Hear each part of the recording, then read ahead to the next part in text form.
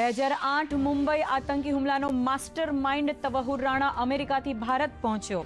NIA હેડક્વાર્ટર્સમાં ચુસ્ત સુરક્ષા બંદોબસ્ત. રાણા વિરુદ્ધ 400 પાનાની સપ્લિમેન્ટરી ચાર્જશીટ દાખલ. આતંકવાદ વિરુદ્ધ દેશની મોટી કાર્યવાહી. રાષ્ટ્રપતિ દ્રૌપદી મુર્મુને મળ્યું ડોક્ટરેટનું માનદ બિરુદ. સ્લોવાકિયાની અગ્રણીય યુનિવર્સિટીએ આપી પદવી.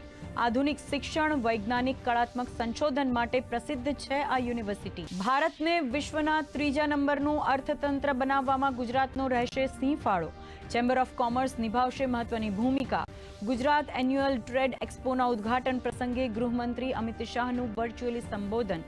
મુખ્યમંત્રી ભૂપેન્દ્ર પટેલ રહ્યા ઉપસ્થિત. રાજ્યના આંગણે વિશ્વનું સૌથી મોટું હોમિયોપેથી સંમેલન. દેશભરના રાજ્યોમાંથી હોમિયોપેથી પ્રેક્ટિશનર્સ થયા સહભાગી. મુખ્યમંત્રીએ કહ્યું, દેશભરના રાજ્યોમાં ગુજરાત 48 હોમિયોપેથી કોલેજ સાથે શિક્ષણ અને સંશોધન ક્ષેત્રે અગ્રેસર. વડોદરામાં જીઆઈપીસીએલ કંપનીમાં મળેલ બોમ્બની ધમકી માત્ર અફવા. Vadodara SOG, DCB, local police સહિતની ટીમોએ હાથ ધર્યું સર્ચ ઓપરેશન.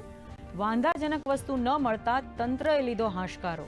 રાજ્યમાં સિંહ ગણતરીમાં પ્રથમ વખત થશે એઆઈ ટેકનોલોજીનો ઉપયોગ. આજથી 3 દિવસ દરમિયાન 11 જિલ્લાઓમાં થશે ગણતરી. સ્વયંસેવકો, વન વિભાગ અને એનજીઓની ટીમ મળીને 2 તબક્કામાં કરશે ગણતરી.